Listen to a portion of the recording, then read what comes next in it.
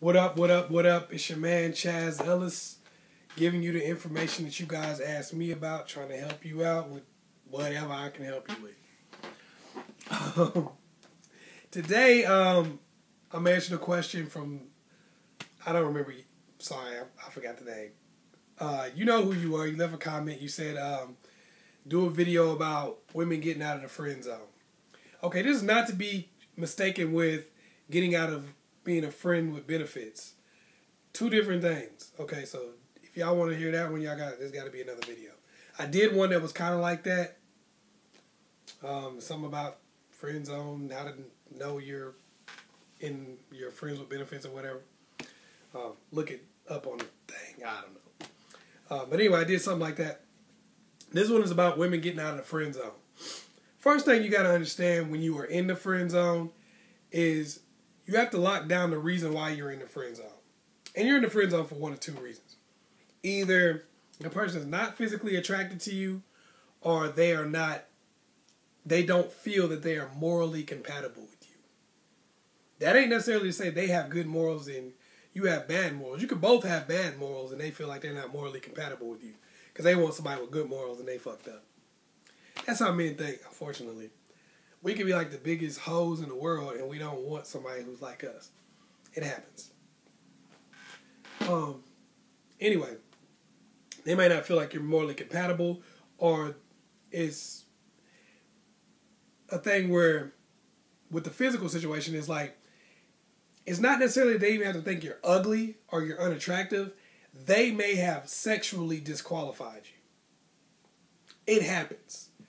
And some of the reasons you grew up together, you know each other since middle school or some shit. If you know somebody since middle school, sometimes you're like, I don't really see them as somebody I would ever have sex with. Y'all might know each other since I was 3 or 4 years old, take baths together or something. You're probably not in that. They probably don't see you that way. They don't see you as a girlfriend. So you kind of have to understand that aspect of it. It could be the fact that they're just not physically attracted to you at all. Where they're just not sexually attracted to you. Or they might just feel like you're not cute. Okay, so knowing that these are the two things, the physical attractiveness and the moral connection, as long as you know those are the two things, it's not very difficult to kind of get yourself to the point where you can say, let me figure out which one of these things it is, or both, and then I can move on. That's where you have to start to get a guy to get out of the friend zone with you. Okay, first of all, you guys are friends. And this is why I didn't say, there's really 3 levels of compatibility that people have. There's the physical, sexual, whatever you want to call it. There's that one. There's the moral level. That means that y'all basically have, that person basically feels that you are, character-wise, you're the type of person that they want to be with. And then there's interest. Like, y'all have the same interest. Y'all are intellectually compatible. The reason why I didn't mention that one is because you guys are friends. If you're friends, that means you're intellectually compatible. That means that you connect on some level. Otherwise, you ain't friends. You're acquaintances. So you're in the acquaintance zone, not the friend zone. If you're friends, that means that you are intellectually compatible. You are compatible in terms of your interest. You have to have something to talk about to be friends. You have to have some way that you guys hang out with each other to be friends. So that's why I didn't go into that. Now, the first thing you want to do is figure out whether or not you're whether you've been physically disqualified. Because if you've been physically disqualified, you're basically his sister. If he's physically disqualified you, if he said you are sexually disqualified, you're basically his sister. That's not to say that you can't get sexually qualified, but right now, as far as he's concerned, you're basically a sister or a cousin or something. Like you're just not on the radar. So you have to check to see if you're somebody who could even be on the radar. Okay. With this situation, the biggest thing you got to look at is the fact that if somebody's not sexually compatible or they don't feel like there's no sexual attraction, yeah, it's not happening. It's not happening. So here's what you want to do. You guys are cool with each other. You want to get yourself all dressed up. And I mean dress sexy. Nah, you don't got to dress like a super hoe or nothing like that, but just dress in a way that you're comfortable with. You know what I mean? Show a little something. Then if he's y'all cool, y'all friends, invite him to go somewhere with you where you can dance. I would prefer it not to be a club if you could help it, but maybe like a dinner place where y'all can dance. That would be like the best possible scenario. But take him somewhere where you could dance, where you could dress sexy and you could dance. All right. Say, hey man, just invite him as a friend. It don't have to be a date. Just be like, hey, another friend of mine is going out, and I don't have nobody to go with. Could you go with me? Friends will do that usually. Friends will help you out and be like, yeah, okay, I got your back. I'll go with you. It shouldn't be a big deal to him, and he's not going to be seeing it that way as relationship type stuff. He's going to be looking at it more like, I'm helping my friend out. I'm going to go with her real quick. So get him to go with you. You get dressed up and you looking good and whatnot. When you guys get there, when you guys are together, what you need to do is you need to get close to him, start engaging him kind of in a girlfriend type of way, putting your arm around him, interlocking your hands and stuff like that, and see how he reacts to that. You're putting yourself on the altar of humiliation a little bit because he could kind of shun you, but it's better that way because at least you know. You know what I'm saying? At least you know what he thinks about you and what he feels about you. If he's cool with it and he's going along with it, like, okay, she's holding my hand, cool, it don't matter.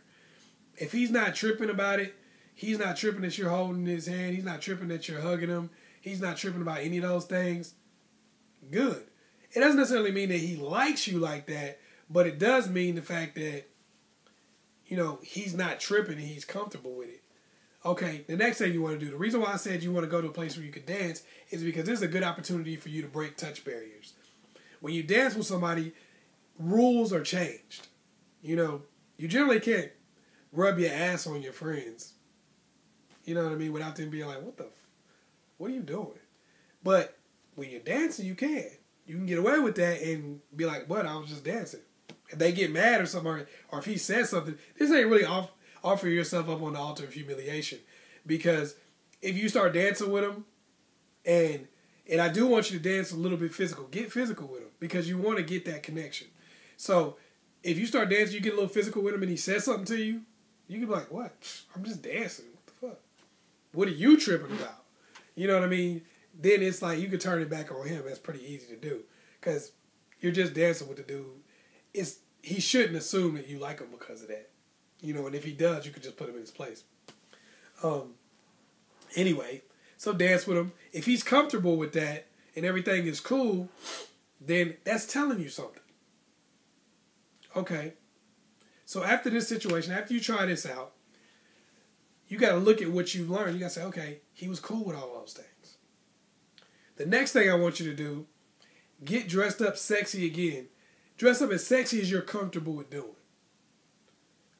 Take a picture of yourself, and I know this is going to sound crazy, but it'll make sense here in a second. Take a picture of yourself and send it to him and say, hey, I was about to wear this for whatever reason. You can make up something, it could be a bathing suit or something like that. Like, I was about to wear this bathing suit. What do you think? I was about to wear this outfit. What do you think? I was trying to see how this outfit looked on me. What do you think? Send him a picture of it. That might seem out of the blue to him if y'all don't have that kind of relationship generally, but it's okay. He's going to look at that, and he's going to have one of two responses. Either his response is going to be totally asexual, like, yeah, you look all right. Or his response is going to be like, damn. So you got to do it. It's got to be sexy for him to be able to give the right response. If he gives the other response of, damn, then you figured out, in this couple things that you've done, you figured out 3 things. Number 1, you figured out that you're physically attractive enough to him that he's willing to be seen with you in public, hugged up like a girlfriend.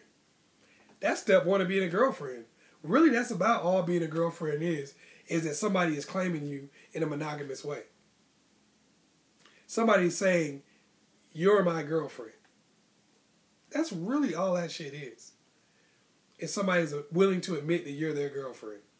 The fact that he's over here in a restaurant setting or a bar or whatever the case may be, wherever y'all went, the fact that he's in that setting, hugged up with you and not tripping, means that he's not concerned that you are too ugly for him to be around. So that means he doesn't find you ugly. You dance with him. That means that he's not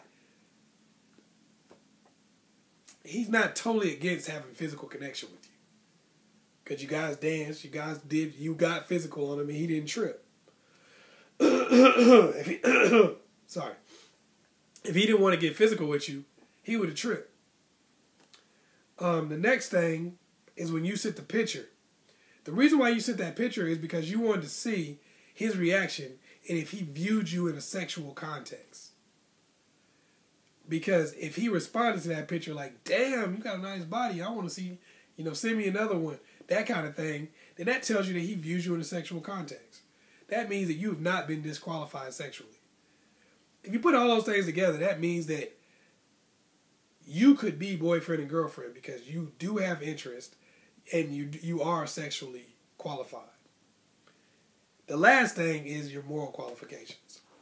Now, I'm going to try to break this down for you quick, let you know what's up. Because it's a sensitive topic, I'm just going to rip the Band-Aid off. When somebody has morally disqualified you, it's based on your past almost 100% of the time. Sometimes it may be based on some shit you said during the conversation, but usually it's based on your past. It's based on the fact that they feel that you've had sex with too many people or you've done too much crazy crap to be in a relationship with. This is something that's difficult to overcome. And it's a lot of the reason why a lot of chicks are stuck in the friend zone with people. Here's what you want to do. You've got to check. You've got to see if that's the problem. Rip the Band-Aid off. Do your thing. Here's what you want to do. You want to go ahead and talk to this guy. You want to ask him some questions about your life and stuff like that. Like, hey, what do you think about these type of things? Like, how many people do you think a girl have to sleep with before you would call her a slut? Ask a point-blank question like that. Ain't no reason why not to. A lot of times we don't ask questions because we're afraid of the answers. If he gives a roundabout answer like, I don't know, yeah, he might think you're a slut. To be honest with you, he might think that about you. If he gives like a low number, he's like, man, I think if a chick has sex with 5 people, she's a slut. That really usually will tell you that he must think a lot of you. Because he probably thinks that you're under something like that. Because he probably wouldn't say that if he thought you were over. Unless he's really just kind of like a blunt, pretty mean dude. So either way you look at it, after you get done with this conversation, and you got to be real with yourself. You got to be real with yourself. Because you already know. You're asking this dude, but you already know if your past is a problem for most guys. Because truth be told, a lot of chicks have had sex with a certain number of dudes or whatever. Usually if you're in double digits, that doesn't mean you're a slut, but that means that your past is going to be to where some people are going to be uncomfortable with it. I'm just going to rip the Band-Aid off and tell you that. I'm going to rip the Band-Aid off and be honest with you. Because I don't want to be the person to tell you some bull crap and you believe it. When you're in double digits, that means people are going to be uncomfortable. Because you got to think, that's 10 or more penises that have been inside of you. Here's why dudes are uncomfortable with that. I'm going to let you know that because just as part of this conversation. Number one, dudes are uncomfortable because it's somewhat intimidating. You don't know who's been inside of her. You know it's been 10 or more people. And that makes the odds of the fact that their penis was bigger than yours pretty likely. One of them at least. That makes the odds of the fact that they might have been better in bed than you pretty likely. So there's that intimidation factor that dudes feel. There's also the feeling of, if I get with you, I'm basically paying for something that all the rest of these dudes got for free. Because if you're double digits in sex and you're in your 20s, that means that you probably didn't date. You didn't have a significant, well, there's no way you had a significant relationship with everybody you had sex with. So basically, I feel like I'm paying for something you got for free. I'm just letting you know, that's how dudes stay. Now you know. The information is out there. So, what you have to do is you have to understand, okay, you have to be real with yourself and say, if it's true, say, this dude probably thinks I'm a slut. Or this dude probably thinks I have a sexually questionable past. Keep it real with yourself. Now, a lot of you women are going to look at this situation, what I just said, and go, well, fuck it then. If he think that I'm a hoe, then I don't want to be with him anyway. I don't need to be with nobody thinking I'm a hoe. Well, here's the problem you're going to run into. Whether you talk to him or somebody else, you still had sex with the same amount of people. So, I just told you that most dudes are thinking along the same lines. It's true, we just don't tell you that. So you've got to, at some point, you're going to have to cross this barrier. And this is just as good a time as any. Because with this person, you have an advantage. You've already established a personal connection with them. You know now that they have a sexual connection with you. So you're in a best situation where all you have to do is tackle this one thing. One thing. So tackle it. Let's work on it. Fix it. Finish it. Okay, here's what you can't do. You can't go back and unfuck anybody. You already did it. It's over. You've done what you've done. That classifies you as what it classifies you as. Another thing is you can't be delusional. You can't sit here, well, I don't see myself as a hoe. Well,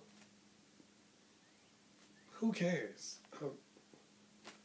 Nobody, you can see yourself as anything. I see myself as Michael Jordan. I really do. I mean, when I'm playing basketball, I see myself as Michael Jordan. Unfortunately, nobody else sees me as Michael Jordan. Not one other person. So therefore, I'm not Michael Jordan. Only in my mind. So you got to understand that what other people think, you don't have to embrace what other people think. You don't have to sit here and say, I'm going to think of myself what you think of me. But you do have to recognize that that's what other people think of you. So if other people feel like you have a questionable past, I ain't saying the dude think you have, or that you're a slut or anything like that. But what I am saying is your past may make him hesitant. So if you know your past makes him hesitant, then what do? Use your past to your advantage.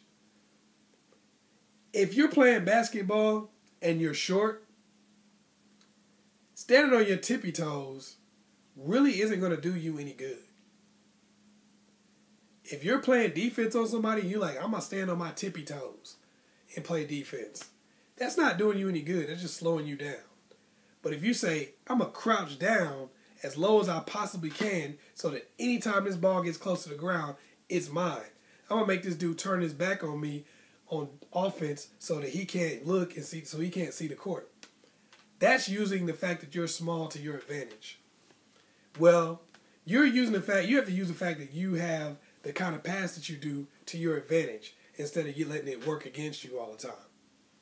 So what you need to do is you need to let him know that first of all, you need to let him know that, hey, just because this is my past doesn't necessarily mean that I'm out here in these streets with everybody. But what it does let you know is I have a past, and I've gained experience from my past, and it's going to help you. I'm down to do certain things with you.